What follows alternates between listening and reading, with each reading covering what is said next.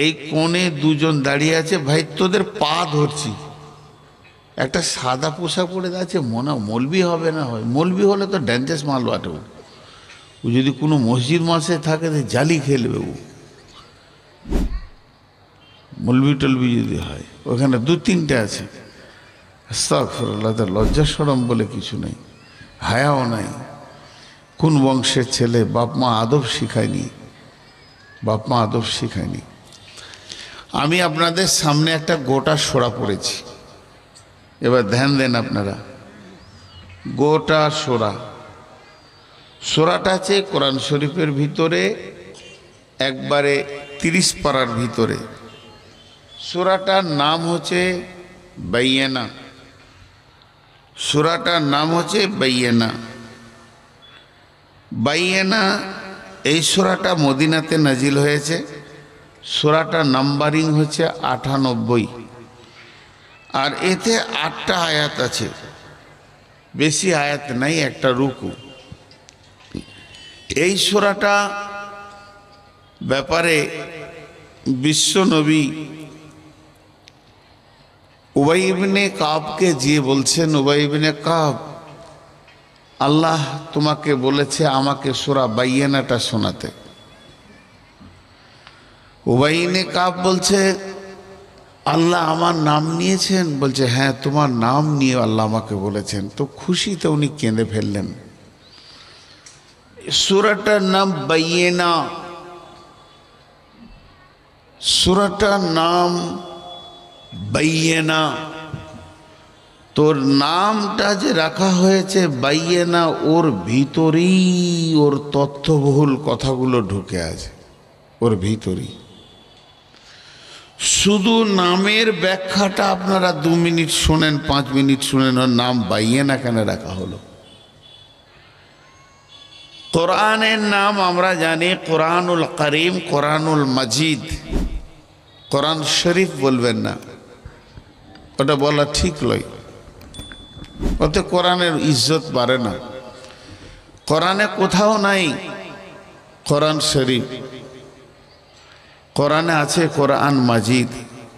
ইন্না বাতশা রাব্বিকা লাশাদীদ ইন্নাহু হুয়া ইবদি ওয়া ইঈদ ওয়া হুয়াল গফুরুল ওদুদ যুল আরশিল মাজিদ ফাআলাল মা ইউরিদ হাল আতাকা হাদিসুল জুনুদ ফিরআউনা ওয়া সামুদ বালিল্লাযীনা কাফারু ফি তাকযীব আল্লাহু মিন ওয়ারাইহিম মুহীত বাল হুয়া কোরআনুম মাজিদ। কোরআন মাজিদ। আমার মাথায় কটা নাম আছে আমি জানি না, তবে বলছি এর থেকেও কোরআনের নাম আরও আছে। কোরআনের নাম কোরআন, কোরআনের নাম ফুরকান, কোরআনের নাম কিতাব, কোরআনের নাম তনজিল, কোরআনের নাম নূর, কোরআনের নাম হুদা, কোরআনের নাম সিরাজ, কোরআনের নাম সাবিল, কোরআনের নাম বাইয়িনা, কোরআনের নাম নাবা। এতগুলো আমি বললাম, এতগুলো আমি বললাম, আরো আছে। তো যতগুলো নাম আছে ততগুলো আলাদা আলাদা ব্যাখ্যা আছে। যতগুলো নাম আছে ততগুলো আলাদা আলাদা ব্যাখ্যা আছে। আমি সবগুলোকে জমার খাতায় রেখে দিয়ে একটা ধরলাম বাইয়িনা। বাইয়িনা মানে, বাইয়িনার আভিধানিক অর্থ হচ্ছে প্রকাশ্য দলিল, গোপন দলিল নয়, প্রকাশ্য দলিল, একে বলে বাইয়িনা।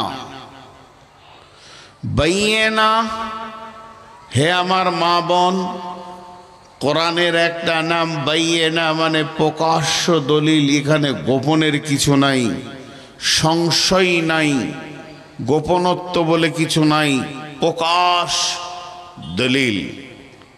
আল্লাহ রসুল বলছেন আসসালাতু নূরুন ওয়াল কালামুল্লাহ বুরহানুন। বুরহান মানেও দলিল, বাইয়িনা মানেও দলিল। আসসালাতু নূরুন ওয়াল কালামুল্লাহ বুরহানুন। আসসালাতু নূরুন ওয়াল কালামুল্লাহ বুরহানুন। একবার আমার সঙ্গে আপনারা হারিয়ে যান, সবাই আমরা মরে গেলাম। যখন আমরা সব মরে মাটি চাপা পড়ে যাব, বিশ্ব ভূমণ্ডলটা ভেঙে চুরমার হয়ে ধূলিকণা মাটিতে পরিণত হয়ে ঘর বাড়ি গাছপালা নদী নালা অট্টালিকা ফ্ল্যাট বাড়ি হসপিটাল কিচ্ছু থাকবে না। শূন্য পৃথিবী। ইজা শামসু কুব্বিরাত ওয়া ইজা নুজুমুন কাদারাত ওয়া ইজাল বিহারু ফুজ্জিরাত। চাঁদ চলে যাবে, সূর্য চলে যাবে, তারা চলে যাবে, তাদের আলো থাকবে না, সূর্যের আলো থাকবে না, তারার আলো থাকবে না, চাঁদের আলো থাকবে না। যেদিন পৃথিবী ভূমিভঙ্গ হবে, বিদ্যুৎ প্রকল্প থাকবে না, ব্যাটারি থাকবে না, মোমবাতি থাকবে না, দেশলাই থাকবে না, মাচিস থাকবে না, কিচ্ছু না তো না। আল্লাহ তাবারাক ওয়া তাআলা বলছেন, ইয়াউমা তারদুফুর রাজিফা তাতবাউহার রাদিফা। ইয়াউমা তারজুফুর রাজিফা তাতবাউহার রাদিফা। একটা সুর ফুঁকবে, পৃথিবী ভেঙে যাবে, তারপরে দ্বিতীয় সুর ফোঁকা হবে 40 বছর পর।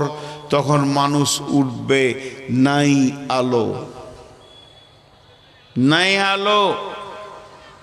মানুষের কিয়ামতের মাঠে ওঠার প্রথম প্রয়োজন হবে আলো, আলো, আলো, আলো, আলো, আলো।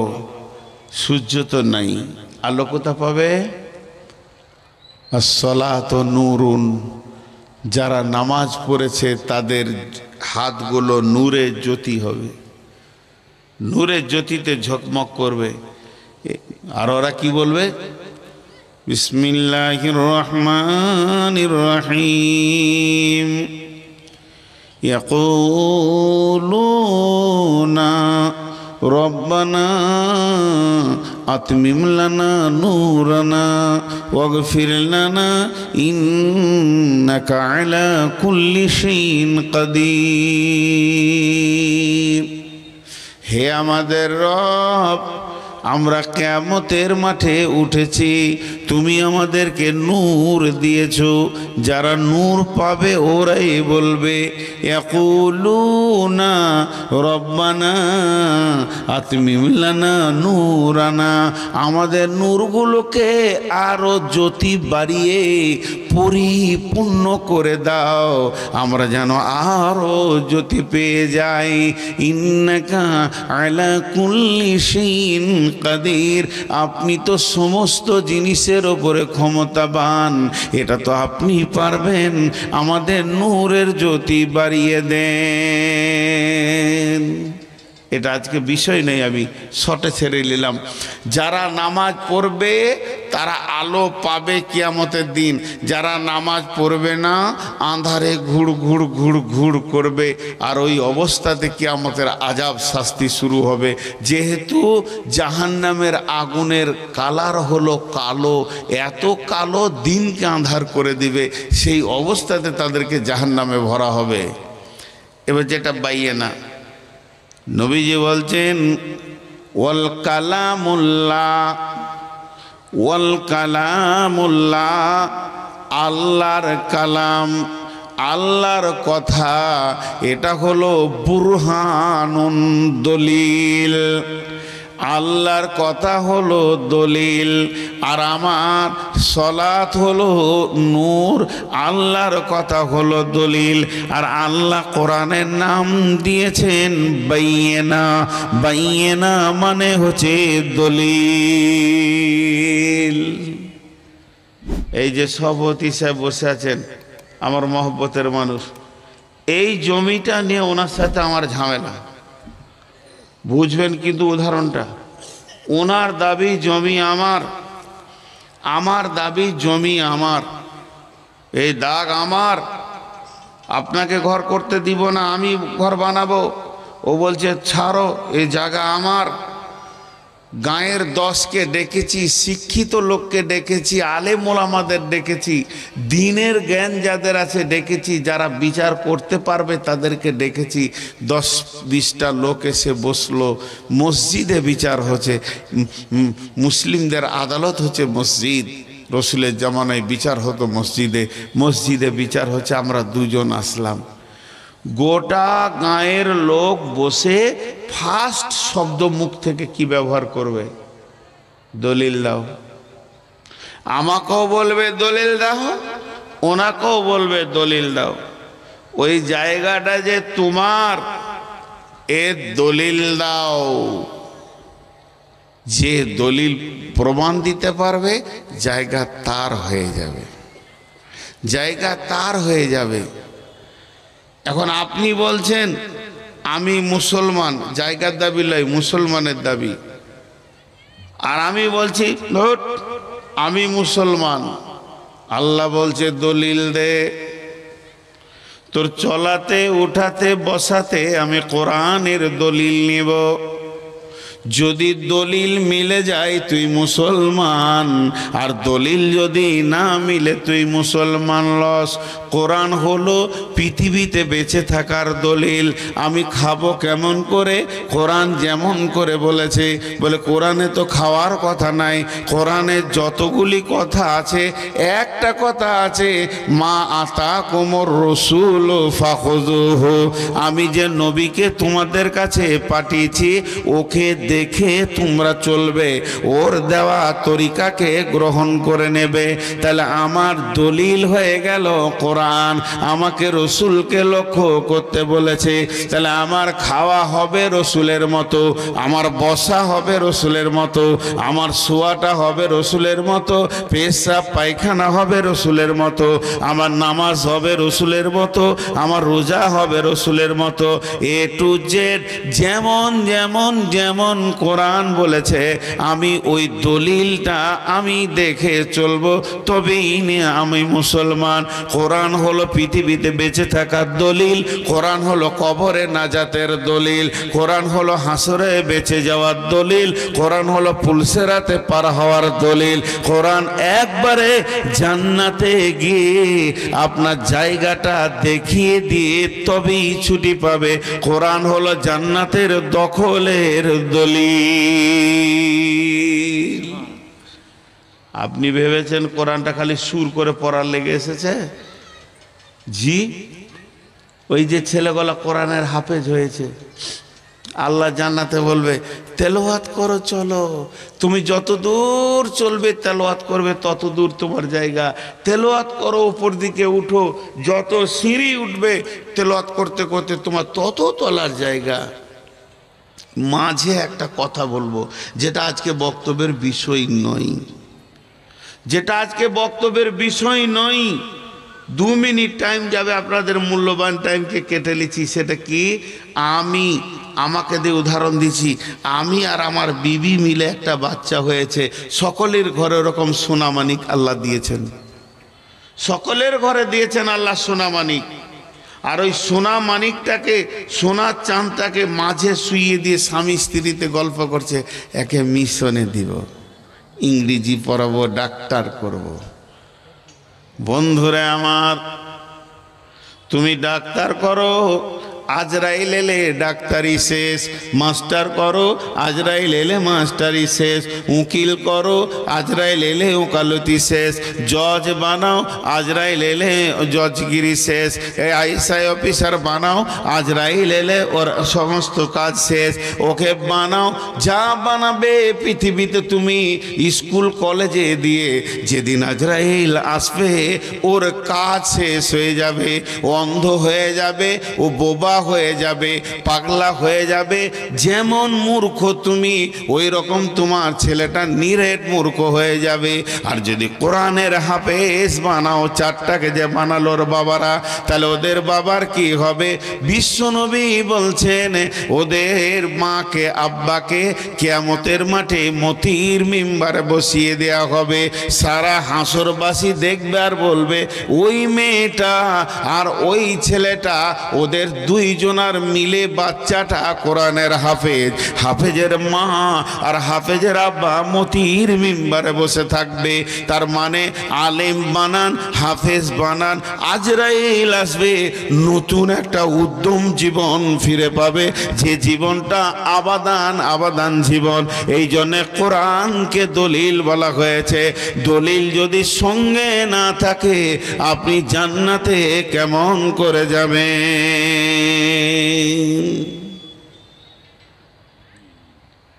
যে কোনো কাজ করবেন, ছোট ক্ষুদ্র কাজ, বিরাট কাজ, ছোট ক্ষুদ্র কাজ, ক্ষুদ্র বলতে একটু বুঝাই, বুঝানোর অনুসূচনাটা দিই। একটা মুড়ি পড়ে আছে ভালো জায়গায়, খাওয়া যাবে, এই মুড়িটাকে ধরেছেন এমনি করে, ধরে দাঁত দিয়ে কাটতে যেছেন এমনি করে, কত ছোট কাজ, কাটতে জি আর পারলেন না। মুড়িটা কাটতে কেন? বাঁ হাতে আছে, আর কাটতে পারছেন না, বাঁ হাতে আছে। আমার রসুল বাঁ হাতে খাওয়া হারাম করে দিয়েছে, ডান হাতে নেন, এবার কেটে খেলেন, হয়ে গেল। এটাই দলিল আপনার। আপনি কত দামি যে আপনার একটা মুড়িতে দলিল চলে আসছে। জি, আমি সব জায়গায় উদাহরণ দিই, উদাহরণগুলো মন দিয়ে শুনবেন। আজকের পৃথিবীতে ব্র্যান্ডেড কোম্পানির মাল, চালু কোম্পানির মাল, দুই রকম কোম্পানি আছে। একটা রাস্তাঘাটে ফুটপাতে মাল বিক্রি হচ্ছে, আর একটা ব্র্যান্ড কোম্পানির মাল বিক্রি হচ্ছে। টাটা কোম্পানির একটা মনোগ্রাম আছে, স্ট্যাম্প আছে, এরকম গোল অতি টি টি লেখা আছে, টাটা লেখা আছে, বোঝা যায়। তো এই মনোগ্রামটা ওর আছে, স্ট্যাম্প। একটা ট্রাক কিনবেন তো ওটা দেখতে পাবেন, বাস কিনবেন ওটা দেখতে পাবেন, ট্যাক্সি কিনবেন ওটা দেখতে পাবেন, টাটার মারুতি কিনবেন ওটা দেখতে পাবেন। ছোট জায়গায় চলে যান, একটা কোদাল কিনবেন টাটার, ওটা দেখতে পাবেন। ছোট্ট একটা দয়লে কিনবেন টাটার, ওইটা দেখতে পাবেন। যদি টাটার ছুঁচ কিনেন তাও ওই স্ট্যাম্পটা আপনাকে দূরবীন দিয়ে দেখতে হবে, ওইটা লাগানো আছে। ওটা এমন একটা ব্র্যান্ডেড কোম্পানি, ওর সমস্ত মালের পেছনে স্ট্যাম্প আছে। কথা বোঝাতে পারলাম? আপনারা একটু হ্যাঁ না দেন, কথা বোঝাতে পারলাম? তো পৃথিবীতে যত জাতি আছে, হিন্দু, মুসলিম, জৈন, খ্রিস্টান, বৌদ্ধ, মাজুসি, শিখ, এইভাবে কত জাতি, আর কত বলবো, ইহুদি, নাসারা, শুধু মুসলিম ছাড়া আর কারো দলিল নেই। ও কেমন করে পেশাব করবে দলিল নেই। মন গেল দাঁড়িয়ে চচ্চর করে মুতে লিলা, মন গেল গায়ে মুতে লিলা, ওদের দলিলই নেই। আর মুসলমান এত ব্র্যান্ডেড, ধার্মিক, এরা এত দামি, এদের একটা মুড়ি চাপা থেকে দলিল আছে। এই দেখেন, আমার এখানে আছে পানি, বলেন এটা তো পানি, ভালো পানি, হালাল পানি। পানিটা আমি পান করতে পারবো কি পারবো না? সবাই বলেন পারবো তো? আমি যদি এখন মন যাই পানি খাবো, আপনারা একটু হানা বলেন, পারবো কি পারবো না? পারবো। এই পানিটা খেতে পারবো আমাকে পিয়াস লাগলে? এই পানিটা যদি পিয়াস লাগে এখন খেতে পারবো না। কেন? বাঁ হাতে চলে গেছে। এক গ্লাস পানি, শুধুমাত্র এক গ্লাস পানিতে রসুল 6 বার কথা বলছেন, একবার নয়। কত দামি ব্র্যান্ডেড কোম্পানি আমরা। নবীজি বলছেন প্রথমে তুমি দেখে খাও, 2 নম্বরে তুমি বসে পান করো, 3 নম্বরে তুমি 3 শ্বাসে পান করো, 4 নম্বরে বিসমিল্লাহ বলে পান করো, 5 নম্বরে তুমি আলহামদুলিল্লাহ বলে পান করো, 6 নম্বরে তুমি ডান হাতে পান করো। তার মানে 1 গ্লাস পানিতে আমার 6খানা দলিল রয়েছে। আমি এত দামি আমার ধর্ম। শুধু তাই নয়, আপনি বাথরুমে যাবেন, আপনার পেছনে পেছনে দলিল পৌঁছে যাবে। বাঁ পা আগে ঢুকবে, ডান পা আগে বের হবে, এই দোয়া পড়বে। কাপড় কখন উঠাবে, কতটা টাইমে তুমি কাপড়টাকে খালি করবে, কতটা টাইমে তুমি কাপড়কে ঢাকবে, কিভাবে তুমি তাহারত হবে। পায়খানার ভিতরে রসুলের ক্লাস ঢুকে গেছে, পেশাবখানাতে রসুলের ক্লাস ঢুকে গেছে। এখন নিবিড়, পৃথিবীর কেউ নাই, আমি আর আমার বিবি বিছানায় শুয়ে আছি, ওখানেও রসুলের দলিল ঢুকে গেছে। বিবিকে কেমন করে ব্যবহার করবে, স্বামীর কাছে তুমি কিভাবে যাবে, তারপরে গোসল কেমন ভাবে হবে, হালাল কিভাবে হবে, পাক কিভাবে হবে। আল্লাহ তাবারাক ওয়া তাআলা বলছেন, এর জন্যই তোদের কাছে আমি বাইয়েনা পাঠিয়ে দিয়েছি রে। আমার কোরআনের নাম হলো বাইয়েনা। এই দলিলকে ফলো করে করে করে করে তোদেরকে চলতে হবে।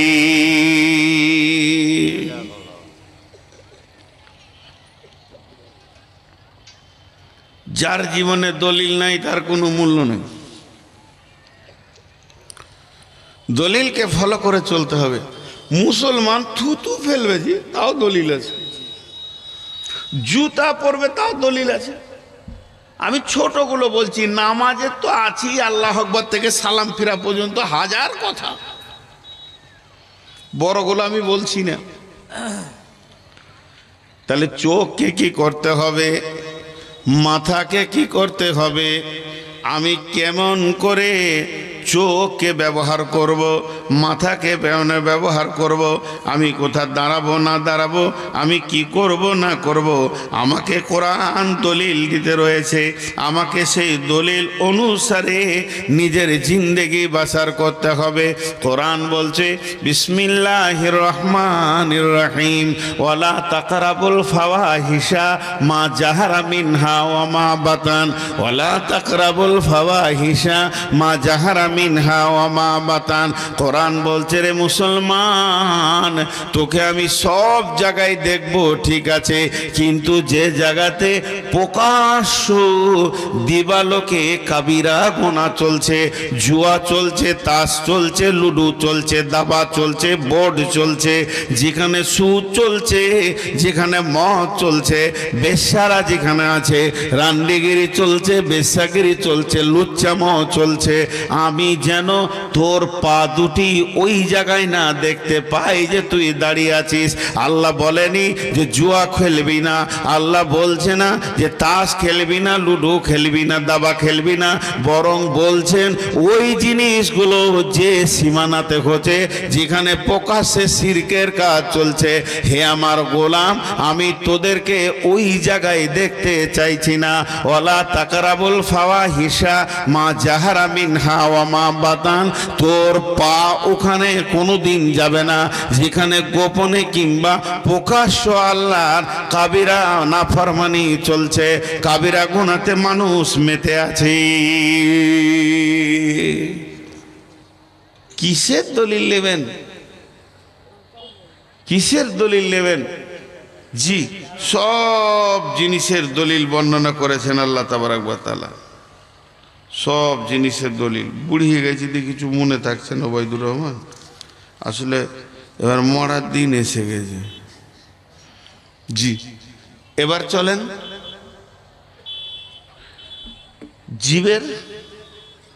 জীবটা কি করব। আল্লাহু আকবার, এইদিকে যেন হারাম না ঢুকে। প্রথম কথা, হারাম না ঢুকে। আল্লাহ কসম খেয়েছে এটাতে, অন্যগুলোতে তো কসম খায়নি।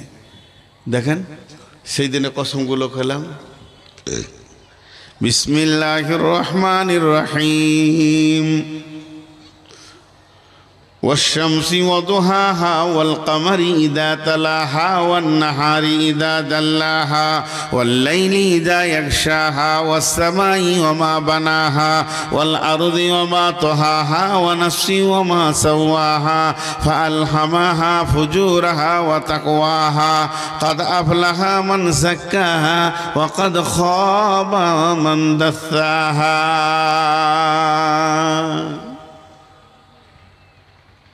জি, আপনাদের মাদ্রাসার শিক্ষক আমাকে বলছে একটা মিষ্টি খেলেন, আমি ওকে বললাম খাবো না। না, খান খান খান, সুগার রে ভাই, শরীর খুব খারাপ, মিষ্টি খাবো না। না, খান খান খান। আচ্ছা, কোন বিয়াদব রে, সুগার বলছি তা খান, এটা সব থেকে দামি মিষ্টি, তোর নাকে কিলাই দামি মিষ্টি, খান খান খান। এবার আমি রেগে গেছি, মানুষ তো রেগে গিয়ে ওকে বলছি, আল্লাহর কসম খাবো না। মানুষ কখন কসম খায়? যখন রেগে যায়। আল্লাহর কসম আমি খাবো না, লোকটা বুঝে নিল খাবে না। এখন আপনাদের সভাপতি সাহেব আমাকে বলছে, হাজি মৌলানা আপনি বলে গাজলে কার পকেটে টাকা চুরি করেছেন, এটাও আরো পেস্টিজ চলে গেছে। তখন আমি ওনাকে বলছি, আল্লাহর কসম, আল্লাহর কসম, আল্লাহর কসম, আল্লাহর কসম, আল্লাহর কসম, আল্লাহর কসম, আল্লাহর কসম, আল্লাহর কসম, আল্লাহর কসম, আল্লাহর কসম, আল্লাহর কসম। এটা ভুল বললেন, মিথ্যা বললেন, আমি এ কাজ করিনি। প্রথমটা একবার কসম খেলাম, আর দ্বিতীয়টা 11 বার কসম খেলাম। কেন? এটা আমার প্রেস্টিজ আর ব্যাপার আছে, তার জন্যে কসমটা আমি বেশি করে করলাম, যে মানুষ বুঝে নেবে এ কাজ ওর দ্বারা হতে পারে না। তাছাড়া এতগুলো কসম কেন করবে? তার মানে গুরুত্ব যত বেশি হয় কসম তত ঘন হয়ে যায়। তা আল্লাহ তাবারাক ওয়া তাআলা এখানে 11টি কসম করে বলছেন যে কাদ আফলাহা মান যাক্কাহা ওয়া কাদ খাবা মান দাসাহা। আমি 11 বার কসম করছি। আমি আল্লাহ যদি একবার বলি যতটা ওজন হবে, আমি লাখবার বললেও অতটা ওজন হবে, আমি 10 বার বললেও অতটা ওজন হবে। আল্লাহকে কোনো কথা 2 বার বলার দরকার নাই, আমাদের জন্য একবার বললেই যথেষ্ট। তবে আল্লাহ 11 বার কসম খেলেন কেন? মানে আমাদের অভ্যাস আছে কসমের কথাগুলো বেশি গুরুত্ব দিই। আমাদের গুরুত্বর দিকে তাকিয়ে আল্লাহ 11 বার কসম খেয়ে বলছেন। বলছে তো বলছে ছোট কথা, বড় কথা লয়। কি কথা বলছে বেটি রে? আল্লাহ বলছেন কাদ আফলাহা মান যাক্কাহা ওয়া কাদ খাবা মান দাসাহা। এই কথাটা বলার জন্য এতগুলি কসম খেয়েছেন। তাহলে আমাদেরকে আজকে দেওয়ানির ময়দানে ওই কসমটাকে গুরুত্ব দিয়ে বুঝতে হবে। আল্লাহ বললেন কি? আল্লাহ বললেন যে পাক আছে বেঁচে যাবে, যে না পাক আছে ফেঁসে যাবে। যে পাক আছে সে কি হবে? বেঁচে যাবে। যে না পাক আছে ফেঁসে যাবে। ভালো কথা, ভালো কথা জি। পাক আর না পাক, তাহলে আর জালসা শুনতে হবে না। উঠে মেরে দেন দোল নদীতে, আর সাবান নিলেন, কুচলে কুচলে ময়লা গলা তুলেন, সাফ হবো। আল্লাহ বলেছে বেঁচে যাবে, আল্লাহ বলেছে বেঁচে যাবে মানে জান্নাত যাবে, ফেঁসে যাবে মানে জাহান্নাম যাবে। তা আমি জান্নাত যাব পাক হয়। মা বোনেরা গোসলখানায় ঢুকে যান আর গোটা গায়ের ময়লাকে কুচলে তুলে পাক হয়ে যান, জান্নাত চলে যাবে। ওইটা বলেনি, ওইটা বলেনি। ফেঁসে যাওয়া, বেঁচে যাওয়ার ব্যাখ্যাটা শুনতে হবে। বেঁচে যাওয়া আম্মা জান আয়েশা বর্ণনা করছেন, উম্মুল মুমিনিন, উম্মুল মুমিনিন আম্মা জান আয়েশা বিশ্ব নবীকে জিজ্ঞেস করছেন, ইয়া রাসূলুল্লাহ, যে পাক থাকবে সে বেঁচে যাবে, তাহলে আমাকে বড় পবিত্রটা হওয়া শিখিয়ে দেন, আমি ছোটখাটো পাক হব না। বিশ্বনবী বললেন, আয়েশা রে, প্রথম নম্বর পাক হচ্ছে তুমি হালাল খাও। কেন বললেন? আমার গায়ে জামাতে যদি কুকুরের পেশাব লেগে যায়, শুকরের পায়খানা বাইদি বাই লেগে যায়, আমার গায়ে যদি নোংরা জিনিস লেগে যায়, এখনই সাবান দিয়ে ধুয়ে দিব, পাক হয়ে যাবে। আবার আমি এই জামাটা পরে নামাজে দাঁড়াবো, জুমার খুতবা দিব, অসুবিধা হবে না।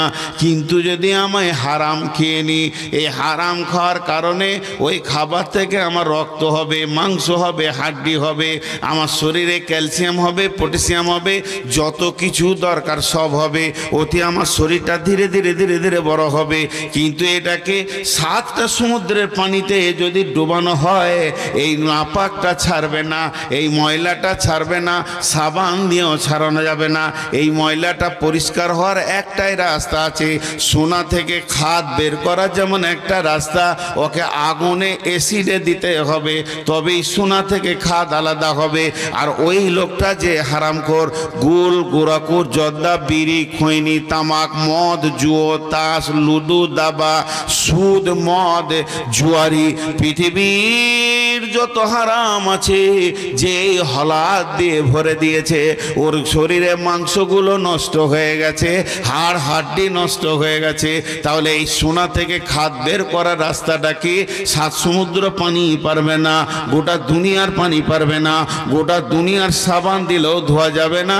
ওর একটাই রাস্তা আছে, জাহান্নামের আগুন, আগুনে দিলে তবেই খাদটা পুড়ে শেষ হবে। অতএব তুমি যদি পাক হতে যাও, সমস্ত হারাম থেকে বাঁচো। আর যে না পাক থাকবে ফেঁসে যাবে। ফেঁসে যাওয়ার মানে কি?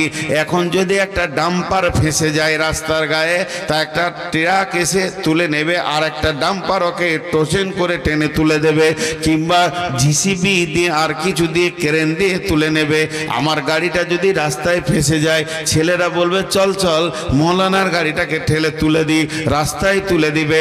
একজন বিপদে পড়লে আর 5 জনের সাহায্যের হাত যাবে। কিন্তু যেদিন আপনি আমি ফেঁসে যাব, এমন একটা দিন, একটা নেকির জনে ফেঁসে গেলে লা তামলিকু নাফসুন লিনাফসিন শাইআ, সেদিন কোনো আত্মা কারো উপকার করবে না। এমন একটা দিন হবে রে, ওই দিন যে ফাঁসবে সেই মরবে, ওকে তুলে উদ্ধার করার কেউ থাকবে না। তাই আল্লাহ বলছেন জবানকে তুমি সামালো, একদিকে হারাম খাওয়া থেকে বাঁচো, আর একদিকে মা ইয়ালফিযু মিন কাউলিন ইল্লা লাদাইহি রাকিবুন আতীদ। জবান দিয়ে তুমি নোংরা কথা বলে, খারাপ কথা বলে জবানকে ভারী করো না। ওয়াইদা কুলতুম ফাদিলু ওয়ালাউ কানা যা কুরবা, যখন কথা বলবে ইনসাফ করে মেপে, অন্যায় থেকে বেঁচে কথা বলবে, ভালো কথা বলবে, ফায়সা কথা বলবে না। তাহলে তোমার জবানের দলিল পাওয়া গেল।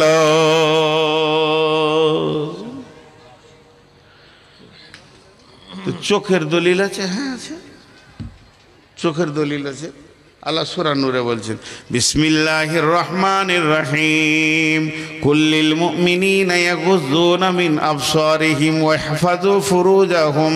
আর মেয়েদেরকে বলছেন কুল্লিল মুমিনাতি ইয়াগুযুনা মিন আবসারিহিন্না ওয়া ইহফাযনা ফুরুজাহুন্না। এ পৃথিবীর যুবকের দল ও পুরুষের দল, তোমরা নজরকে নিচে করো এবং তোমাদের শরমগা যেটা রয়েছে, যে জিনিসটা স্ত্রীর সঙ্গে ব্যবহার করা যাবে, ওই জিনিসটাকে তুমি হিফাজত করো, হারাম মহিলার সঙ্গে ব্যবহার করিও না। মেয়েদেরকে বলছে কুল্লিল মুমিনাতি ইয়াগুযুনা মিন আবসারিহিন্না, তুমি নজরকে নিচে করে চলো, নজর ওপর করিও না। তোমার নজরে রয়েছে তীক্ষ্ণ দৃষ্টি। মেয়েরা জেনা ব্যভিচার পৃথিবীতে যত হয়, ব্যভিচারে মেয়েরা আগে দোষী। কোরআন বলেছেন পৃথিবীর বিচার হচ্ছে ছেলেটাকে ধরে মার, মেয়েটাকে ছেড়ে দে। মেয়েটার কোনো বিচার হয় না, মেয়ে মানুষ মানে সব পার পেয়ে গেল। কিন্তু আমার আল্লাহর কালাম পাক বলেছেন আযানিয়াতু ওয়াজ্জানি, মেয়েরা আগে দোষী, তবে ছেলেরা দোষী। মেয়েরা কেন দোষী? যতদিন পর্যন্ত মেয়েরা সমর্থন না বুঝাবে, যতদিন মৌনভাবে হোক, অঙ্গভঙ্গিতে হোক, নিজের সমর্থনটাকে না বুঝাবে, অতদিন কোনো পুরুষ ওর সতীত্ব নষ্ট করতে পারবে না। অতএব আল্লাহ বলছেন নজরে নিচে করে চলো। আর মেয়েদেরকে বলছে তোরা মাথাটা কেমন করে ঢাকবি, ওই দলিলটা নিয়ে নে। ওই ইয়াজরিবনা বিখুমুরিহিন্না আলা জুয়ুবিহিন্না ওয়ালা ইবদিনা যিনাতাহুন্না, শরমগায়ের হিফাজত করো। উর্নিটাকে ভুরুর ওপর দিয়ে, মাথা দিয়ে নিয়ে নাকের ওপর দিয়ে নাও, তোমার জামার কলারটাও পর্যন্ত কাউকে দেখাবে না।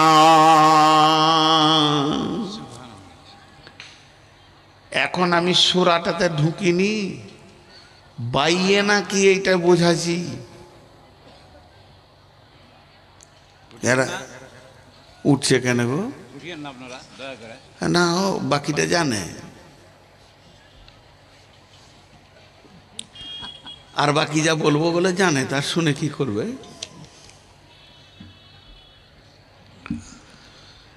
ভাইরা আমার, দলিল নাই এরকম জায়গা আমাদের নেই, কটা দেখালাম মাত্র।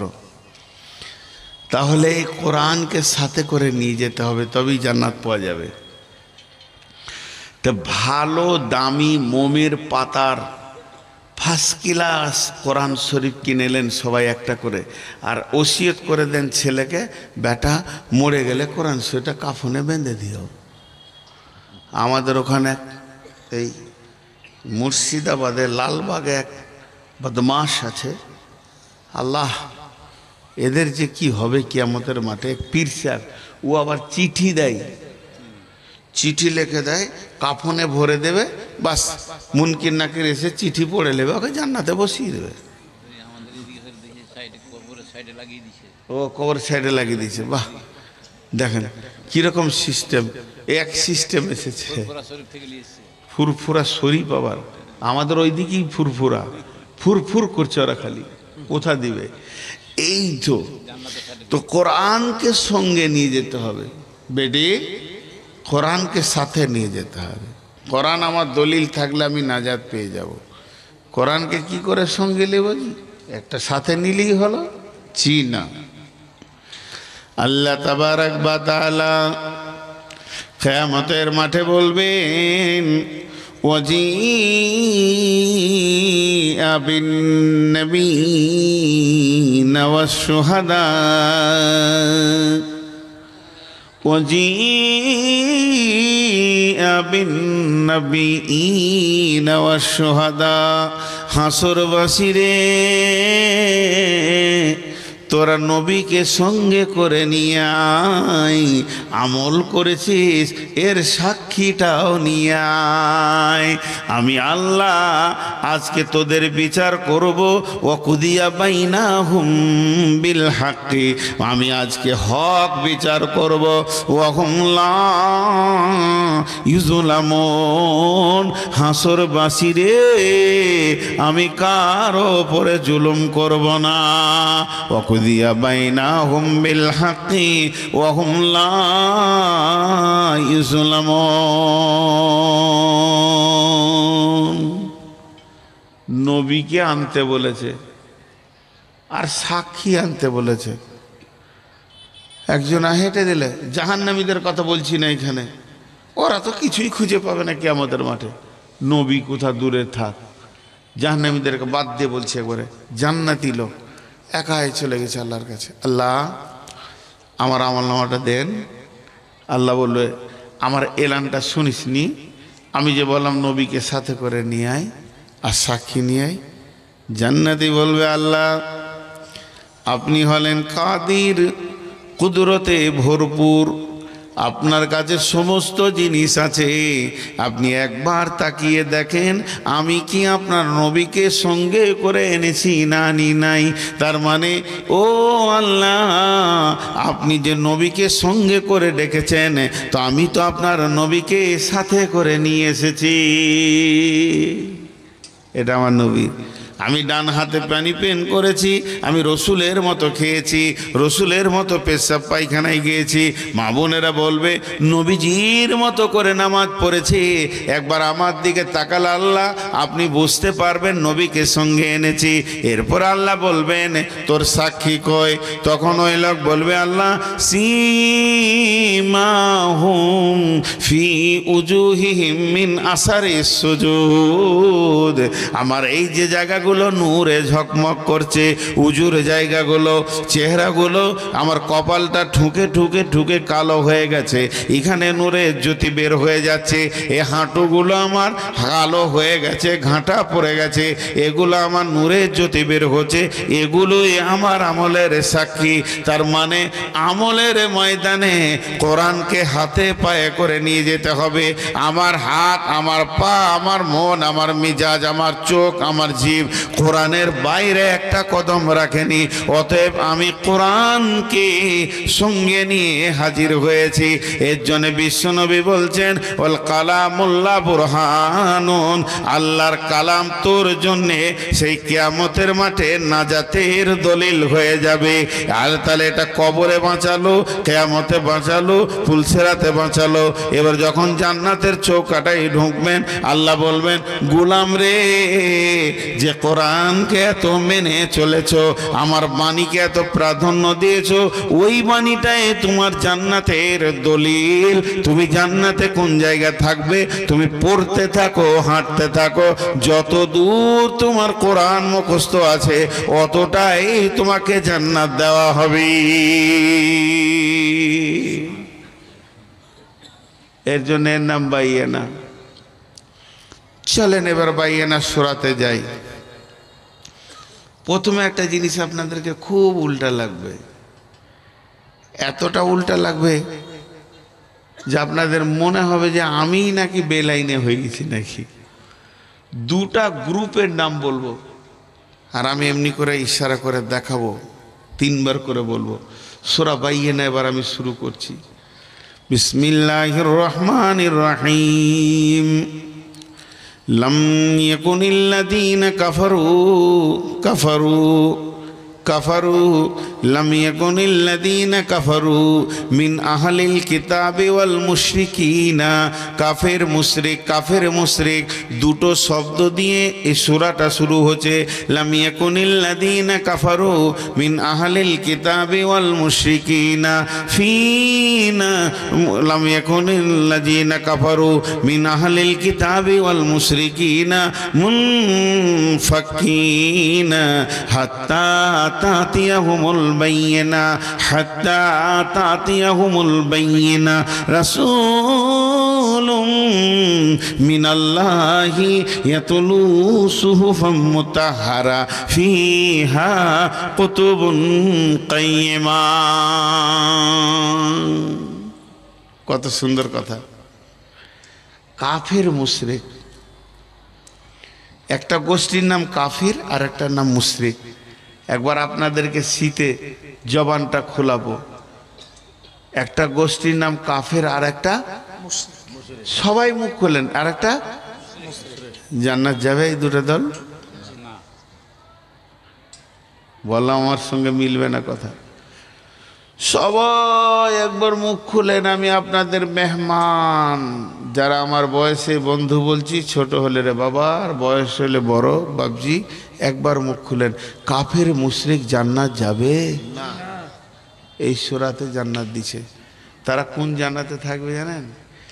জাযাউহুম, সূরা শেষ আয়াতটা পড়ছি। জাযাউহুম জান্নাতু আদনিন তাজরি মিন তাহতিহাল আনহারু খালিদিনা ফিহা আবাদা রাদিয়াল্লাহু আনহুম ওয়া রাদু আনহু যালিকা লিমান খাশিয়া রাব্বা। তাদেরকে আদন জান্নাতে দেওয়া হবে, এমন একটা জান্নাতে দেওয়া হবে সেখানে কুলকুল করে নহর বইছে, নদী বইছে। ভাইরা আমার, তারা সেখানে থাকবে খালিদিনা ফিহা আবাদা, চিরদিন সেই জান্নাতে থাকবে।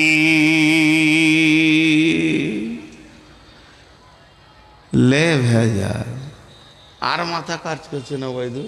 কাফের মুশরিক জান্নাত যাবে গো? পানি খাই দেখি কি করা যায়। ওরা কেন জান্নাতে যাবে?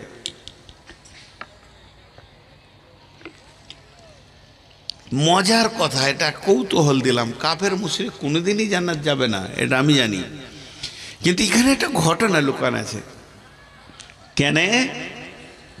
আল্লাহ এক জায়গায় বলেছেন, কি বলেছেন? বিসমিল্লাহির রহমানির রহিম। وَإِذَا قِيلَ لَهُمْ آمِنُوا كَمَا آمَنَ النَّاسُ قَالُوا أَنُؤْمِنُ كَمَا آمَنَ السُّفَهَاءُ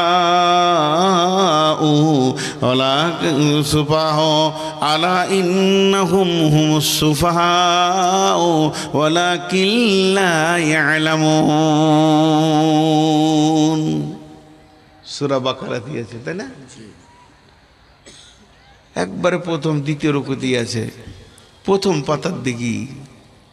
ওয়াইদা কিলা লাকুম আমিনু কামা আমানান নাস, ওদেরকে যখন বলা হতো তোমরা ঈমান আনো লোকেদের মতো, কামা আমানান নাস, ওই লোকেদের মতো যারা ঈমান এনেছে তাদের মতো ঈমান আনো।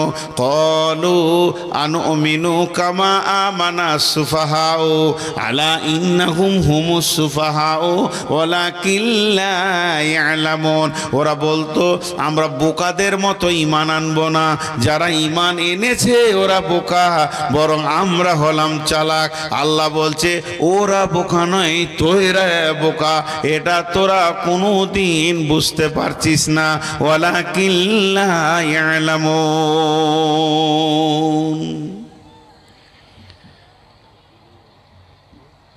আল্লাহ সব কিছু দেখতে পান, আল্লাহ সব কিছু শুনতে পান। আজকের এই জালসার ময়দানটা আল্লাহ আরশ থেকে দেখছেন তার ইলমে দে। ভাইয়া তিনি তার ফেরেশতাকে রিপোর্ট লিখতে বলছে, দেওয়ানি মাদ্রাসা জালসা রিপোর্ট লেখ। কথার কথা বুঝাচ্ছি, ফেরেশতারা লিখছে, আল্লাহ দেখছে। চারটা ছেলে ফারে হলো লেখ। মাদ্রাসা কমিটি, জালসা কমিটি খুব কষ্ট করে খেটে খেটে একটা কোরআনের মাহফিল আঞ্জাম দিয়েছে, লেখ। নূর মোহাম্মদ উঠেছে, বায়ান হয়েছে, চলছে আমার কোরআনের বাইয়েনা থেকে, লেখ। আর এই বায়ান শোনার জন্যে বাড়ির নরম বিছানাটাকে ছেড়ে দিয়ে ফাঁকা মাঠে আমার বান্দা বান্দিরা হাড় কাঁপানো শীতে একটা মাত্র চটের নিচে চুপ করে বসে আছে, লেখ। চলছে, এটা আমি বুঝাচ্ছি আপনাদেরকে, দলিল চলছে, লিখছে। তারই মাঝে বলছে একটু খালি ওই মজলিস থেকে দক্ষিণ দিকে তাকিয়ে দেখ, এক গাদা লোক তারা এনজয় করছে, লেখ। ভাইয়া রিপোর্টটা কি গেল আল্লাহর কাছে? ওদের আর আমাদের, ওই মেলা পার্টি আর এই পার্টি, এই আয়াতটাতে দু পার্টি রয়েছে। ওরা ওখান থেকে বসে বসে চাউমিন খিচা তিন বন্ধুতে হাসছে আর বলছে পাগলটি বসে আছে, ওদের হুঁশ নাই, কাজ নাই, বসে আছে। আনন্দে তো আমরা আছি, দাবি ওদের। কিন্তু আল্লাহ বলছেন এই দাবিগুলো কোনোদিন তোমরা করিও না। ওয়াইজা কিলা লাহুম আমিনু, যদি ওদেরকে বলা হতো, আহলে কিতাবদেরকে বলা হতো ঈমান আন কামা আমানান নাস, ওই লোকেদের মতো ঈমান আন। এই নাস শব্দটা আল্লাহ ব্যবহার করেছেন, তাহলে সেই নাসগুলোকে ওই লোকেদের মতো ঈমান আন। তখন ওরা বলতো ক্বালু আনুমিনু কামা আমানাস সুফাহাউ, আপনি যাদেরকে নাস বলছেন আমি ওদেরকে বোকা বলছি, ওদের মতো আমরা ঈমান আনবো না। আল্লাহ বলছেন আলা ইন্নাহুম হুমুস সুফাহাউ, কারণ তোরাই তো নিশ্চয় ওরাই হলো সেই গাধা বোকা যারা আনবো না বলছেন। ওয়ালাকিন লা ইয়ালামুন, ওদের বুঝে আসছে না যে আমি ধোঁকার মধ্যে রয়েছি। এবার কেমন? ওরা ধোঁকাটা বুঝতে পারছে না। নাচটাকে গো আল্লাহ কার ইমানকে এত ভালোবেসেছে যে ওদের মতো ইমান আনতে বলছে? বোঝা কঠিন কিছু জিনিস, বোঝা কঠিন, জি খুব বোঝা কঠিন।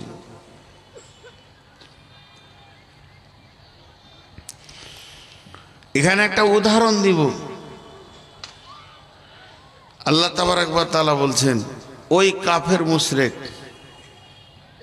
যাদেরকে আমি জান্নাতি বললাম, এখন বুঝে নেবেন কি ওটা। নাস বলতে গ্রুপটা খুঁজে আগে বার করি। মডেল, আইডিয়াল, এগুলো ইংরেজি ভাষা, এর বাংলা কি আসবে বুঝে আসছে না। নিদর্শন হয়ে গেছে। নিদর্শন মানে একটা উদাহরণ দিচ্ছি, এই দেওয়ানির একটা ছেলে কিংবা গাজলের একটা ছেলে, ওর নাম হচ্ছে হবিবুর রহমান, আর ও এমন রেজাল্ট করেছে মাধ্যমিকে অল ইন্ডিয়া ফার্স্ট। ইন্ডিয়া, আমি পশ্চিমবঙ্গ বলিনি, ইন্ডিয়াতে একটাই ছেলে ওরকম পাওয়া গেছে ব্রেনিয়ান, যে ছেলেটার তুলনায় আর কোনো ছেলে নেই।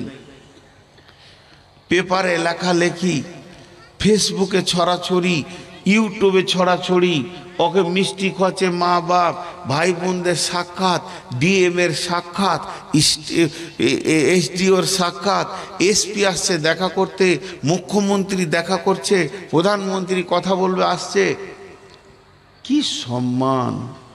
আর এটা লেখালেখি হতে হতে শুধু পশ্চিমবঙ্গ নয়, ভারত নয়, বাংলাদেশ, নেপাল, ভুটান, পাকিস্তান, চীন, Japan, German, Iran, Iraq, Saudi, Thailand, England, America সবাই দেখে নিয়েছে। আর সবাই বলছে বাহ, বাপের ধন্য ছেলে, পৃথিবীর মাটিতে এত ব্রেনিয়ান ছেলে আছে। এইটা হয়ে গেল মডেল, একে বলে মডেল। এবার ওর যে নাম হবিবুর, গোটা দুনিয়া জেনে নিলে, আর লোকের মুখে এখন হবিবুর ধন্য এটা চলছে। তার মাঝে কি হয়েছে, আমার বাড়ির ছেলেটা পড়তে পড়তে ঢুলছে, ওই পড়বিটা পড়, ভালো করে পড়, হবিবুরের মতো পড়, নাহলে পড়িস না। মাস্টার প্রাইভেট পড়াতে এসে ছেলেদেরকে বলছে পড়াশোনা হবিবুরের মতো করতে হবে। বাপ ছেলেকে বকছে স্কুল যাসনি কেন, পড়াশোনা কর ভালো করে, দেখলি তো হবিবুরকে কেমন নম্বর করেছে। শালা হবিবুর শুধু পশ্চিমবঙ্গ নয়, বাংলাদেশের কোন কোণে ওর বেটিকে দু চর মেরে দে, বলছে ভালো করে হবিবুরের মতো পড়। ইংল্যান্ডে এক বড় ভাই ছোট ভাইকে মারছে, কি পড়াশোনা করছিস, দেখ হবিবুরকে কেমন নম্বর করেছে। মানে হবিবুরই হয়ে গেল মানুষের মডেল। এগুলো তো মানুষের চিন্তা, এগুলো তো মানুষের মাথা। স্বয়ং আল্লাহ, যার মাথার সঙ্গে রসুলকেও লাগানো যাবে না, এই রকম ব্রেন বলছেন। কি বলছেন, কামা আমানান নাস ওয়াইদা কিলা লাহুম আমিনু কামা আমানান নাস। তাদেরকে বলা হতো তোমরা আনো ওই লোকেদের মতো ঈমান আনো।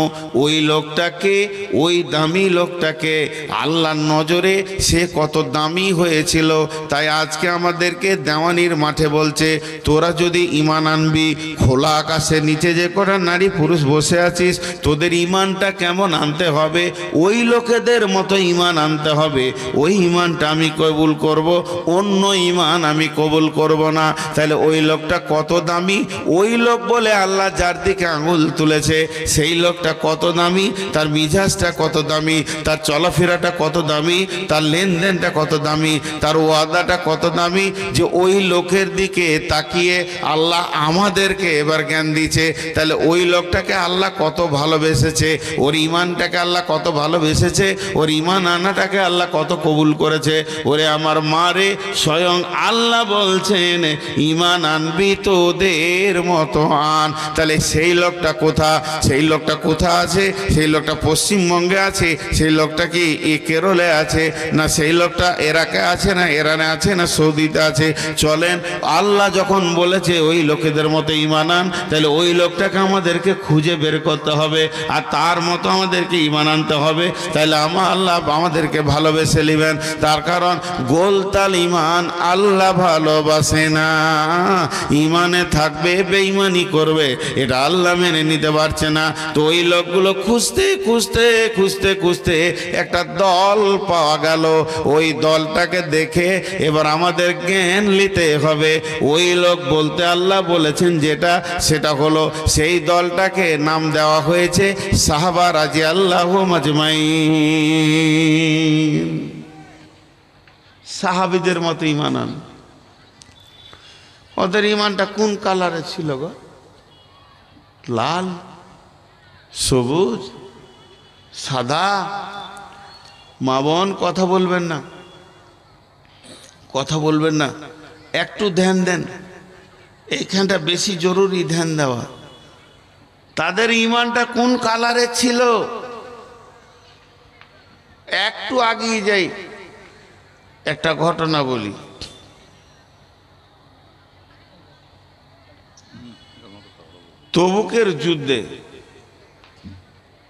তবুকের যুদ্ধের অভিযান, সাহাবীরা যাচ্ছেন রাস্তা। মা বোনেরা কথা বলবেন না। কোন বেয়াদব মেয়ে ওখান থেকে শব্দ এখানে আসছে, মুখ বন্ধ করে না, হায়া শরম নাই। যত ইমানের কথা বলছি তত চিল্লাইছে।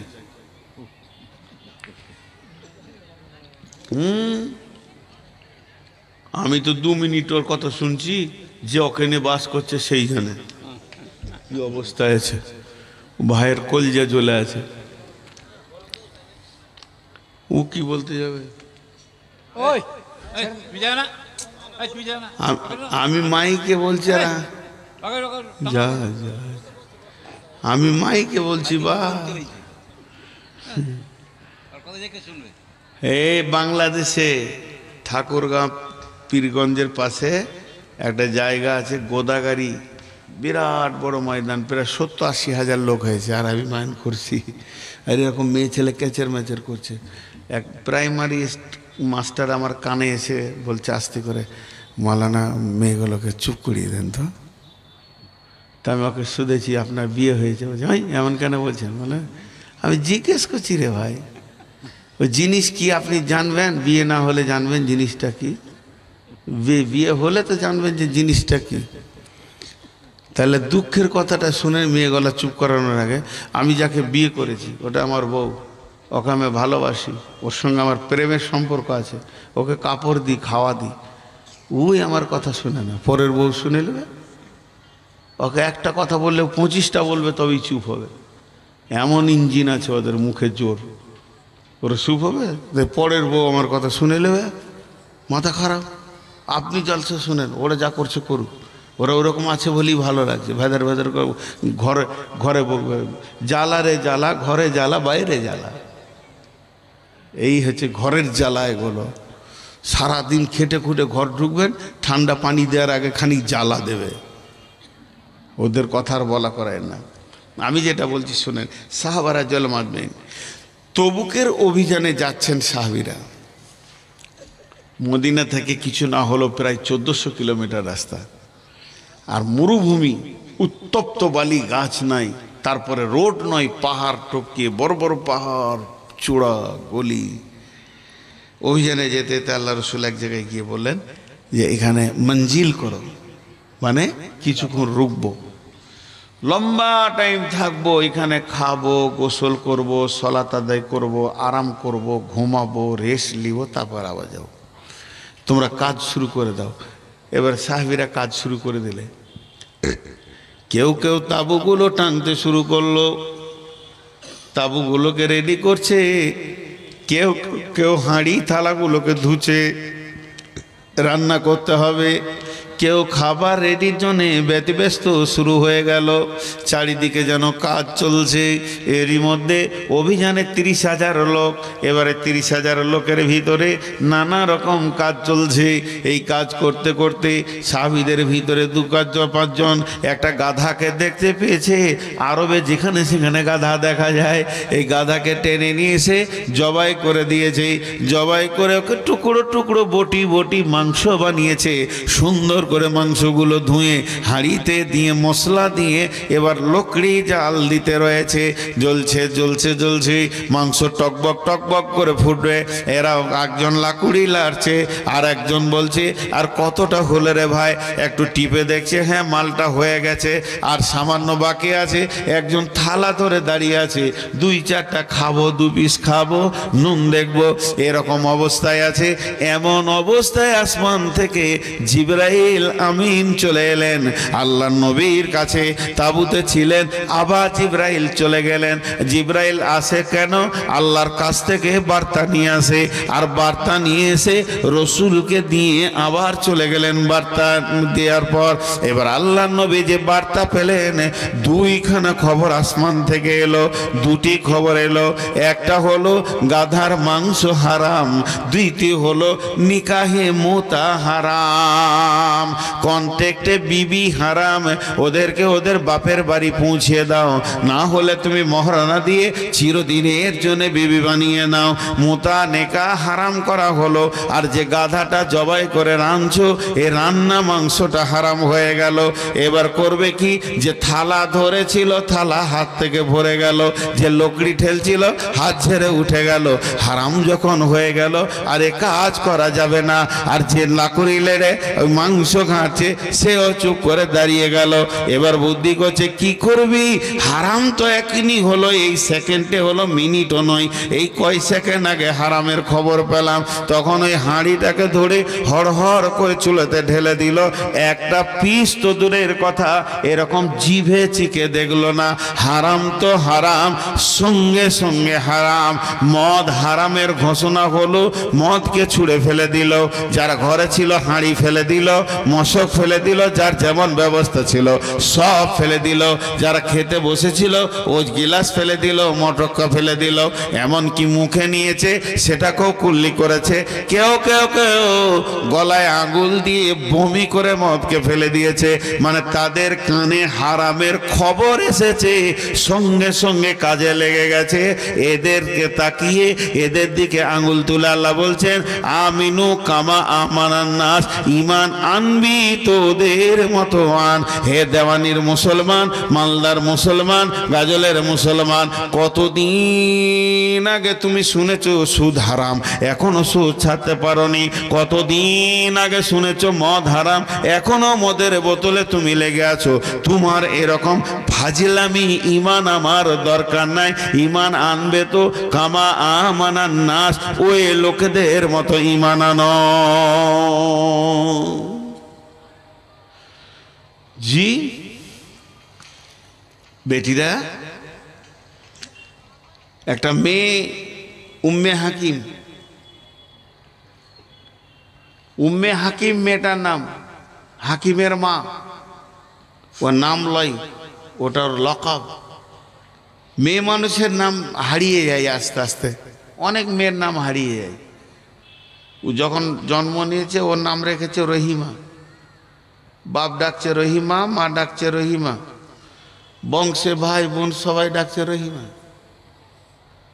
রহিমার যখন বিয়ে হলো তো শ্বশুর বলছে রহিমা, স্বামী বলছে রহিমা, আবার শাশুড়ি বলছে রহিমা। আর রহিমার পেটে একটা বাচ্চা হয়ে গেল, নাম রেখে দিয়েছে কুলসুম। তখন ওর নাম চেঞ্জ হয়ে গেল কুলসুমের মা। কুলসুমের মা বড় বাপের বাড়ি বেড়াতে এসে বড় ভাই বলছে কুলসুমের মা করে, ওই বল রহিমা কয়, রহিমাটা ভুলে। ঠিক উম্মে হাকিম, ওকে হাকিমের মা বলে ডাকছে। আসলে ওর আসল নাম আছে, ওটাই ইতিহাসে এসে গেছে। মেয়েটা কে? মেয়েটা কে? ওর স্বামীর নাম একরামা। একরামাটা কে? আবু জাহেলের বেটা, রসুলের জানের দুশ্মনের বেটা, ডেঞ্জার, ভয়ানক। বাপ যেমন কুখ্যাত, তা বেটা তার ডবল কুখ্যাত। বাপ যেমন কুখ্যাত, তার বেটা ডবল কুখ্যাত। আর তাদের ঘরের বউ উম্মে হাকিম। ঘটনাটা এবার শুনেন, বিশেষ করে মা বোনেরা কান খুলেন। ঈমান কাকে বলে দেখেন, ঈমানের দক্ষতা কাকে বলে দেখেন। একটা মেয়ে ছেলে, বন্ধু, মক্কা যখন বিজয়ী হলো, ফাতে মক্কা যখন হলো, নবীজি মক্কাতে এলেন। মক্কাতে আসার পর কাবাতে 2 রাকাত নামাজ পড়লেন, দীর্ঘ সময় দোয়া করলেন। তারপরে বের হয়েছে একটা লম্বা কাগজে একজন দুজন করে 10 থেকে 12 জনের নাম লিখে ওই কাগজটা কাবার গিলাপে, কাবার যে চাদরটা আছে চাদরে লটকে দিলেন। তাদের নামগুলো হলো অমুক অমুক অমুক। ওর মধ্যে ছিল আয়েশি, ওর মধ্যে ছিল একরামা। এদের নামগুলো দেওয়ার পর বলে দিল এদের রক্তের কোনো মূল্য নাই। রক্তের মূল্য নাই মানে যেখানেই পাবে কেটে ফেলে দাও। এদেরকে যদি কেটে ফেলে দেওয়া হয় এর জন্যে তোমার কোনো সাজা হবে না। বিশ্ব নবীর হাতে মক্কা চলে এসেছে, মক্কা বিজয়ী হয়ে গেছে। আর ওই সময় যদি ঘোষণাটা করে দেওয়া হয় তাহলে এবার সাহাবীরা তো খুঁজে বের করে কেটে দেবে, তার কারণ ওদের আর বাঁচার উপায় নাই। একরামাকে কেউ খবর দিয়ে দিলে,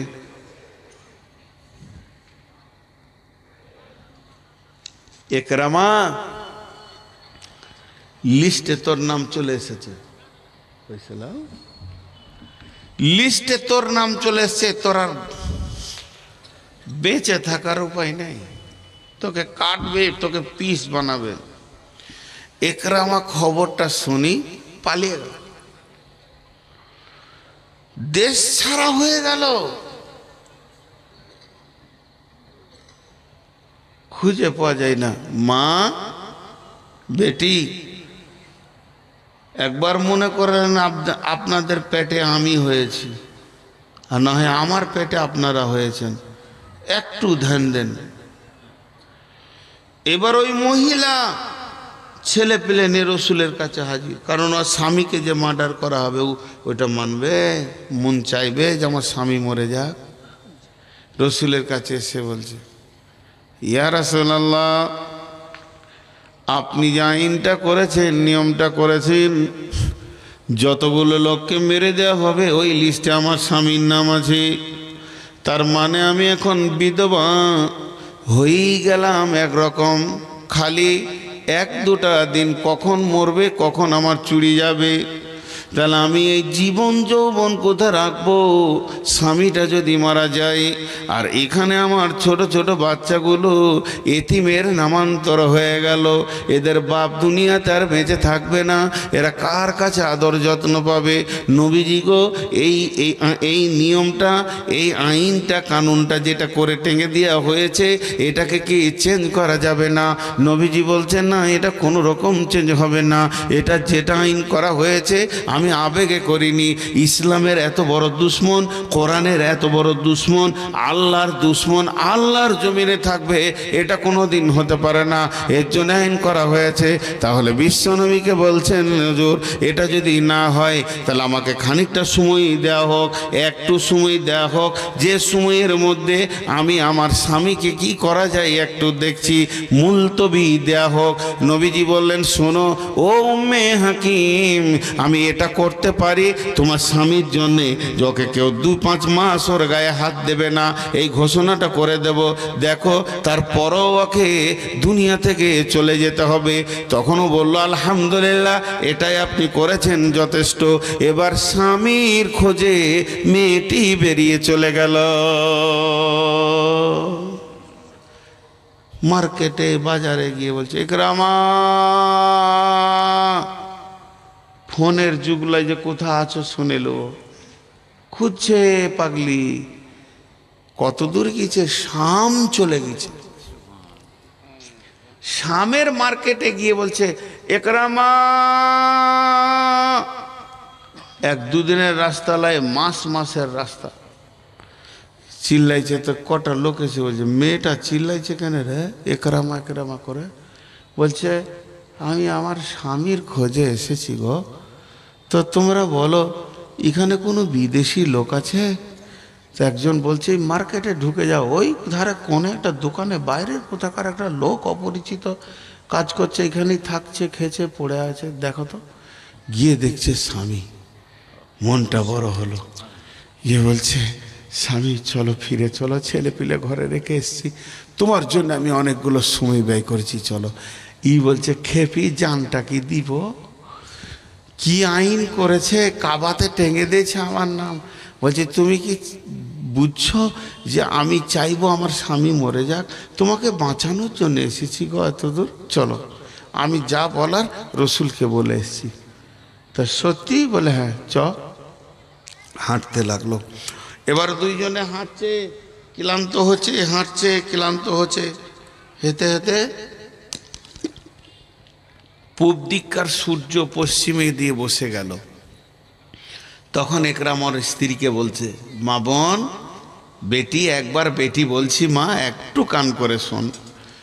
পশ্চিম দিকে যখন সূর্য বসে গেল, একরামা তখন বলছে, বেগম রে, বিবি রে, ক্লান্ত হয়ে গেছি রে বিবি, হে আমার প্রিয়া, এখানে একটু শুধবার ব্যবস্থা করো, তুমিও শুবে আমিও শুব, একটু রেস্ট করে নিব, তারপর আবার সফর শুরু করব।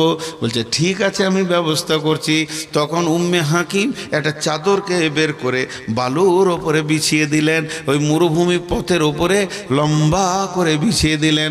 বিছানোর পর আর একটা চাদরকে বের করে এই চাদর থেকে খানিকটা দূরে ডিভাইডার রেখে মধ্যখানে ফাঁক রেখে ওই চাদরটাকেও বিছিয়ে দিলেন। বলে স্বামী আমার তুমিও শুয়ে যাও আমিও শুয়ে যাই, একটু রেস্ট করে নি। স্বামী উত্তরে বলছে, বেগম কতদিন তোদেরকে ছেড়ে চলে এসেছি, ছেলে পেলে তুই কিভাবে যে থাকছিলি আমি বুঝতে পারছি না। তবে একটা কথা বুঝতে পারছি না, স্বামী স্ত্রীর বিছানা কি আলাদা আলাদা হয়? পাশে পাশে হবে, দুইজন দুইজনের গলা ধরে আপনারা শুয়ে যাব, আর একে অপরকে জিজ্ঞেস করব কেমন করে আমি এত দূর সফর এসেছি, তোকে আমি ওগুলো শোনাবো আর তুই আমাকে শোনাবি কি করে তোর দিনগুলো কাটলো, ছেলেগুলোকে নিয়ে কি করে দিন কাটালি। এই আলাপ করবো, এইরকম আপোষে গল্প করব। শুধু তাই নয়, তোর সাথে আমার হালাল আমার সাথে তোর হালাল, দুইজন আপোষে প্রেম আলাপ করব। কত আনন্দ হবে রে বিবি, এত দূরে কি বিছানা করে। মা আমার বোন আমার, এবার উম্মে হাকিমের কথাটা শুনেন।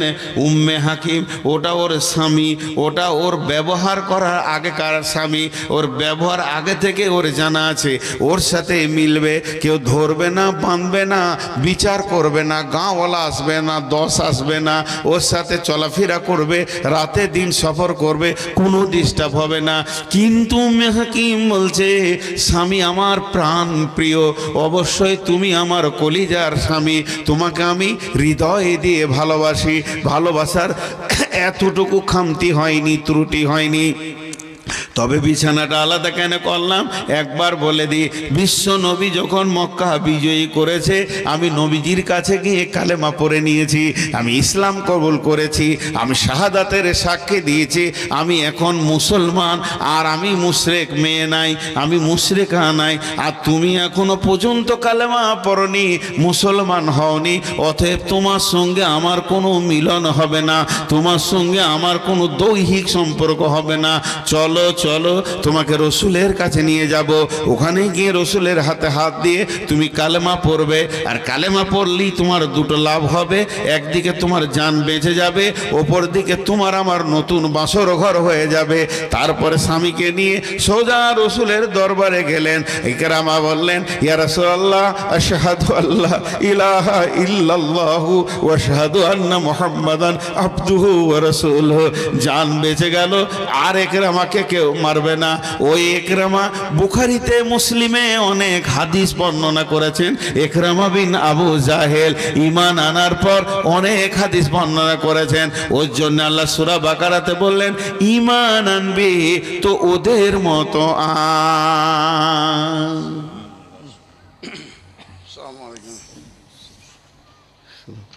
এখন টাকা নিব না, একদম না, আপনি 2 মিনিট বসেন, 2 মিনিট বেশি লাগে, আমার পাশেই থাকেন, 2 মিনিট বেশি লাগে, একটা বিষয়টা শেষ করি, তাহলে ওর ঈমানটা বুঝেন। এখনো সূরা বাইয়ানার প্রথম আয়াত আছে, এবার আয়াতগুলো চচ্চর করে চলে যাবে। যে কথা আমি বলতে চাইছি আপনাদেরকে, খালি একটু ধ্যান দেন, তাহলে ওই মেয়েটি কেমন, ওই মেয়েটি কেমন, ওই মেয়েটি কেমন স্বামীর জান বাঁচালো, ঈমান আনলো, স্বামীকে ঈমান আনা করালো। এরপরে আর একটা ঘটনা বলছি। জি, এবার চলেন রসুলের নিজের চাচা হযরত আব্বাস, ওর মতো সুদারুকে ছিল? মক্কার বুকে অত বড় সুদখানাওয়ালা কে ছিল? ওর টাকা এত সুদের ছিল যে ওর কাছে মক্কার বড় বড় ধনীরা মাথা নামো করে থাকতো সুদের দাপটে। কিন্তু আব্বাসের মাথা বলছে বেলাইন আছি। অনেক দিন পর বুঝে এলো যে আমি বেলাইন আছি। নিজের ভাতিজা হচ্ছে রাসূল সাল্লাল্লাহু আলাইহি সাল্লাম আর নিজের রক্তের চাচা আব্বাস।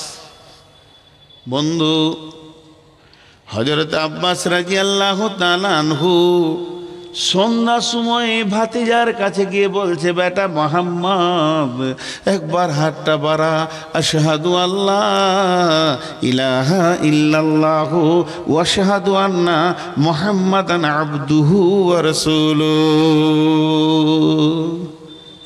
কালেমা পড়ে নিলে মুসলমান হয়ে গেল। এই 2 সেকেন্ড হলো মুসলমান হয়। একদিন লয়।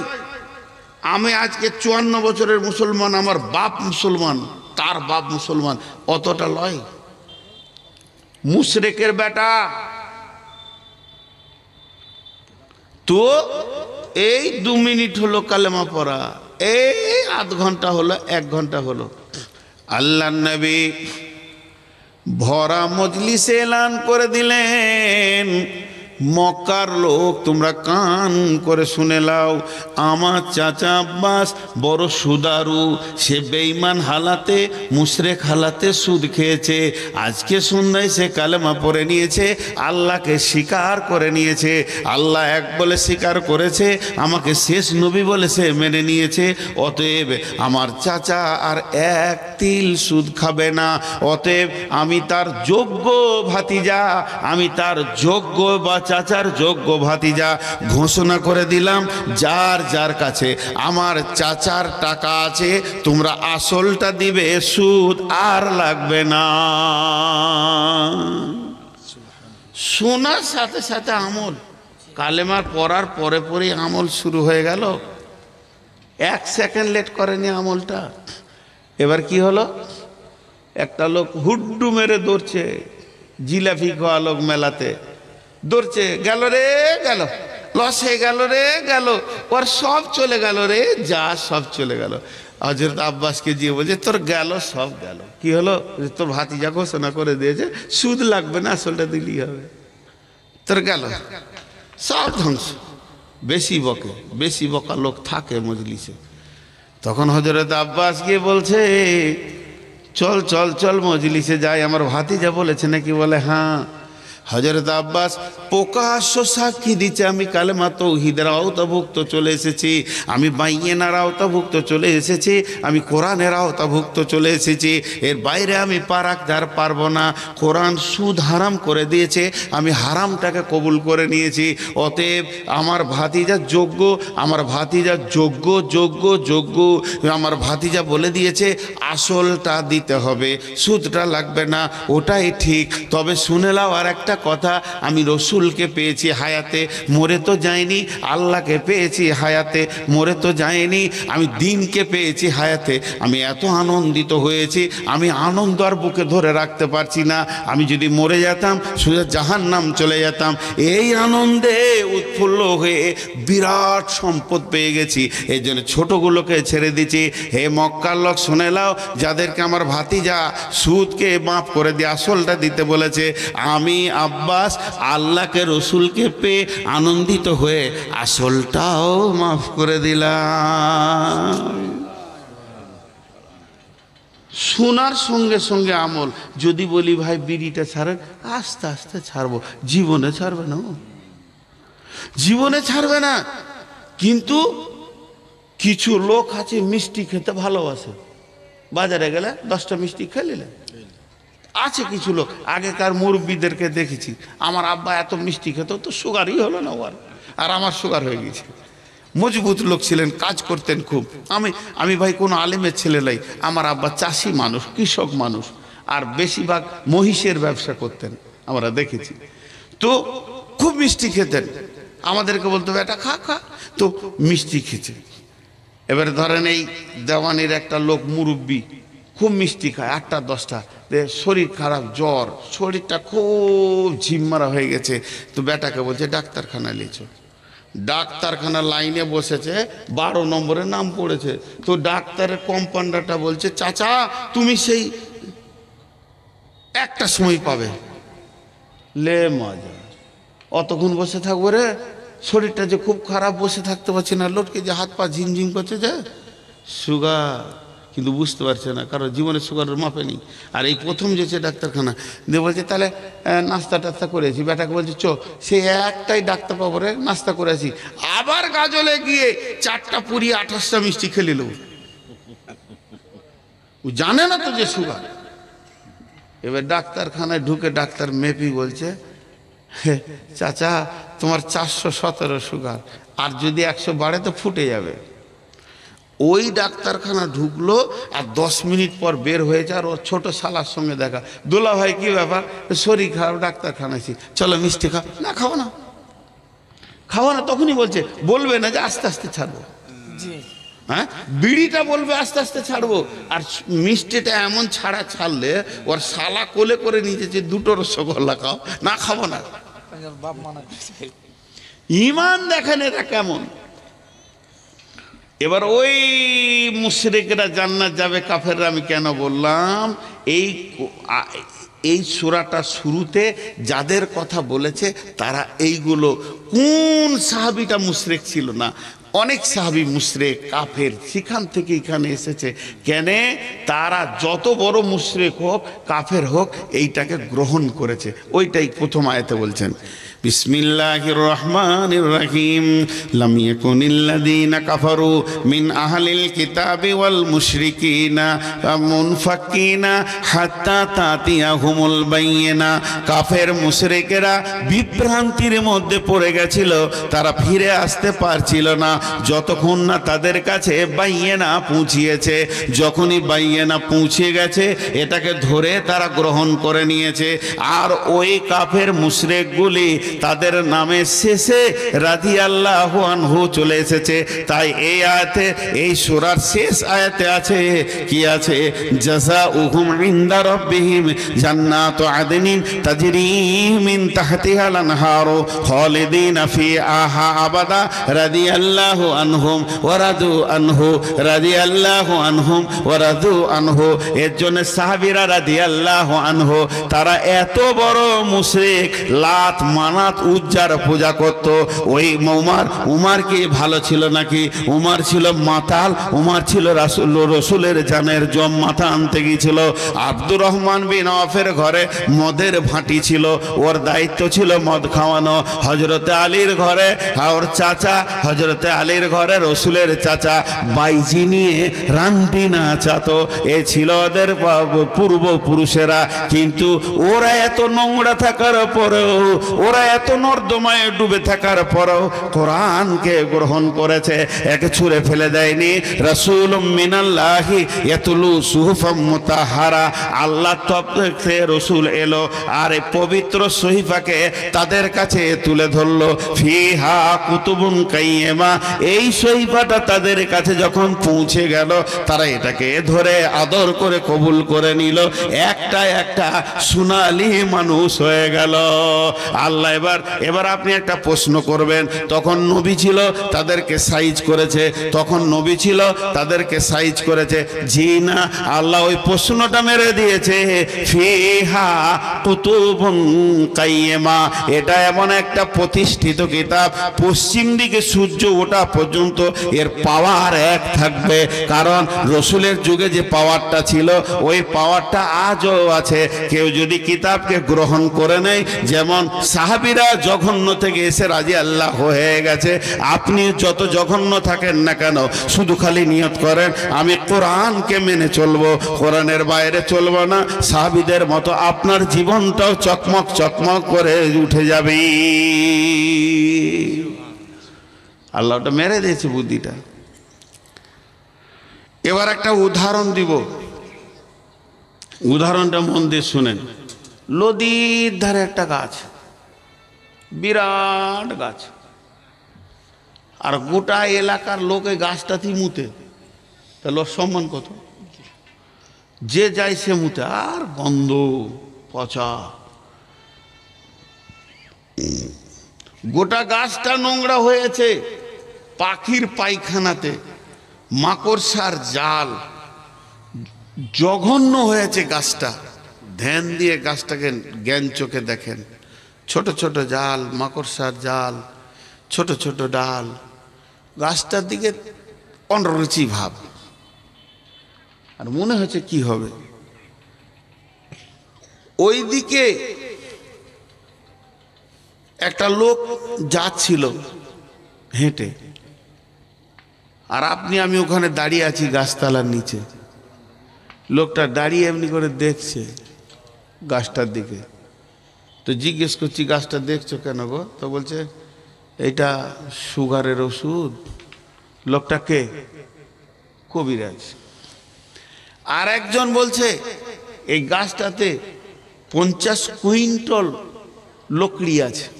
লোকটাকে বাবুর্চি, যত দামি কাঠ দাও খালি চুলাতে পড়বে, ওর হুঁশ নেই। আর একটা লোক এমনি করে দেখতে দেখতে দেখতে বলছে, উফ, এই গাছটাতে 4টা খাট আছে, 2টো টেবিল আছে, 3টে ড্রেসিং আয়না আছে। লোকটাকে মিস্ত্রি, সুদর মিস্ত্রি। ও গাছটাতে ওগুলো দেখতে পেয়েছে, ওর জ্ঞান চোখ দিয়ে দেখছে। ও বাহ্যিক দেখছে গাছ, কিন্তু জ্ঞান চোখ দিয়ে দেখছে এই গাছের ভিতরে এতগুলো জিনিস আছে। গাছওয়ালার সঙ্গে দাম করলো, করতলি এসে কাটলো, দিয়ে নিয়ে গেল। যতক্ষণ মাটিতে জ্বর লেগে থাকবে ওর নাম হবে গাছ। যখনই কেটে ফেলে দেবে, পিস করে ভ্যানে নিয়ে যাবে, ওর নাম হয়ে যাবে কাঠ। কেউ বলবে না এটা কি গাছ, বলবে কি কাঠ। তারপরে যখন মিলে নিয়ে যে ফেরে ওকে সাইজ বানিয়ে বাটালি দিয়ে তৈরি করে ফেলবে, ওর নাম হয়ে যাবে খাট। তো প্রথম ছিল গাছ, তারপরে হলো কাঠ, তারপরে হলো খাট। এবার ওই খাটটাকে কত রকম অস্ত্র দিয়ে করে ফুল একবারে সুন্দর করে লতা পাতা এত সুন্দর করেছে, মনে হচ্ছে ফুলগুলো জীবিত, টক টক করছে। বার্নিশ পালিশ দিয়ে সুন্দর করে কাঁচের এসি শোরুমে একদম রাস্তার ধারে রেখেছে। আর এমনি করে একজন মোটর সাইকেল নিয়ে যাচ্ছে, ওর শালা পেছনে বসে আছে, কারণ ও বেটির বিয়ে দিবে, একটা দামি খাট খুঁড়ছে। 1.5 লাখ 2 লাখ যা পড়বে, বেটিকে একটা শখের খাট দিব। আর ওই খাটটা দেখে ডিস ব্রেক টিপে দিয়েছে, শালা ধূপ করে রোডে পড়ে গেছে। দোল ভাই বলছে এত জোর ব্রেক কেন? বলে আমি যে খাটটা খুঁজি পেয়ে গেছি। শোরুমের ভিতরে যে ম্যানেজারকে বলছে, খাটটা কি কাঠ ছিল গো? গাম্ভারের। সেই গাম্ভারটা দেখতে পেয়েছো? সেই পেশাবখানাটা দেখতে পেয়েছো? জঘন্যটা পেছে দেখছো? জি না। খাটটাকে বানালে গো। তো মিস্ত্রি তখন ড্রেসিং টেবিলটা করছে ওই কাঠেরই ভিতরে আছে। মিস্ত্রি এম করে বাসলেটাকে ধার দিচ্ছে আর মুচকে মুচকে হাসছে। দেখবি না মানে বানিয়েছি আমি, হ্যাঁ, হাসছে। মিস্ত্রিকে জিজ্ঞেস করেন, মিস্ত্রি বলবে পেচ্ছাবের জায়গা থেকে তুলে নিয়েছি ওকে, তারপরে ওকে করত দিয়ে সাইজ করেছি, রেঁদা দিয়ে ছিলে ওকে পালিশ করেছি, ওকে বাঁশলে বাটলে ব্যবহার করেছি, হাতুড়ি বাটালি দিয়ে একে সুন্দর করে আমি রূপ বানিয়েছি। এখনও থাকবে এসি রুমে, যে কিনে নিয়ে যাবে সেও রাখবে এসি রুমে। বন্ধুরে আমার, মিস্ত্রির কি কারিশমা, আর যন্ত্রগুলো কে দিয়েছে? তাই এটা হলো যন্ত্র, আর মিস্ত্রি হচ্ছে নবী মুহাম্মদ সাল্লাল্লাহু আলাইহি সাল্লাম। ওইগুলোকে মাতাল শাল থেকে তুলে এনেছে, জুয়ো থেকে তুলে এনেছে, সুদ থেকে তুলে নিয়েছে। এই রকম একটা সুহফি মুতাহারা, এটা এমন একটা জিনিস, এই মেশিনে ঢুকলে মানুষকে মানুষ সাইজ করে দেবে। একটা একটা একটা একটা করে নবী মুহাম্মদের মতো মিস্ত্রিকে দিয়ে আল্লাহ ওই মাতাল, চোর, লম্পট, লুটেরা, লুচ্চা মাতালগুলোকে, সুদার, ওগুলোকে সুন্দর সুন্দর মানুষ বানিয়ে দিয়েছে। এবার এরা থাকবে কোথা? এরা থাকবে না নদীর ধারে, এরা থাকবে না চায়ের দোকানে থামে, এরা থাকবে এসি ঘরে খাটটার মতো দামি জায়গায় থাকবে। তেমনি এই লোকগুলো যখন বেনে গেল, এরা থাকবে না কোথাও, এরাই থাকবে জান্নাতি। জি ভাই, মাঝে আমি 1 মিনিট ব্রেক করছি, 1 মিনিট। আমি যেগুলো টাইম দেবো ওগুলো আপনারা খেয়াল করবেন, আমি কোনদিন টাইম পার করি না। 1 মিনিট বলেছি, 1 মিনিট, কেউ উঠবেন না। মাদ্রাসা কমিটি মা বোনেদের কাছে যান, 4-5টা ছেলে পাঠান, বেটি আমার হাতের দিকে একবার তাকাও, আমি ভিক্ষা চাইছি, যা আছে প্রাণ খুলে দেন। 4টা ছেলে ফারেক হয়েছে, নেকিতে ঢেরি লেগে যাবে আপনাদের, আমি জান ভরে দোয়া করব। আর পুরুষদেরকে বলছি আল্লাহর রাস্তে উঠবেন না। আমি 1 মিনিট আপনাদের কাছে টাইম নিচ্ছি, 1 মিনিট হতে চলেছে, আর কটা সেকেন্ড আছে, আপনারা ঢুকে যান। মেয়েদের দিকে, পুরুষের দিকে কেউ থাকবেন না আল্লাহর রাস্তে। যত পারবেন মা বোনেরা আমার প্রাণ খুলে দিয়ে দেন, আপনি যা এনেছেন তা জমা করে দেন, যা এনেছেন। জি, একটা ছেলের বাবা, সব থেকে ছোট ছেলের বাবা, ও এটা হাফেজ হলো, মাশাআল্লাহ। জি, এখন 800 টাকা যা দিবে, এটা খেলা মাস্টারকে কাদের 5 টাকা খেলা উঠিয়েন না। আসলে আমার আদায় করা অভ্যাস নেই, এই আদায়ের জন্য হবিবুর রহমান ভালো, উসালা জিসিবির মতো টেনে ভরে নেবে সব, আর পকেটও রাখতে দিবে না। তো আমি আপনাদের খুব মহব্বতের মানুষ, না দেখেও যেন না, 1-2 করে খালি হয়ে যাচ্ছে। খালি যদি হয়ে যাবেন তাহলে মাদ্রাসাওয়ালাদের মনটা কেমন করবে, এদের মনটা কত কষ্ট হবে। বিধায় আমি আপনাদের সামনে 2টি হাত জোর করে বলছি, উঠিয়েন না। আমার এই বায়ানটা আর 10 মিনিট বলি, বায়ানটা টোটাল এখনও তো আয়াতগুলো ধরিনি, 3টে আয়াত হলো টোটাল। এইটা যদি তফসির করতে যাই সূরাটা 3 ঘন্টা লাগবে, আমি হিসাব করে দেখেছি। তো আরেকটু আগিয়ে যাই, আল্লাহ তাবারাক ওয়া তাআলা কি বলছেন। আপনারা উঠবেন না ভাই, আমার 1 মিনিট হয়ে গেছে। তবে মেয়েদেরকে বলছি, মা বোনেরা চলে যান না, দেবেন তারপরে যাবেন। এরপর আল্লাহ বলছেন যে এরা দেখো, এরা হলো ওই লোক যাদেরকে আমি কামা আমানার নাস বলেছি। একটা উদাহরণ দিব আপনাদেরকে।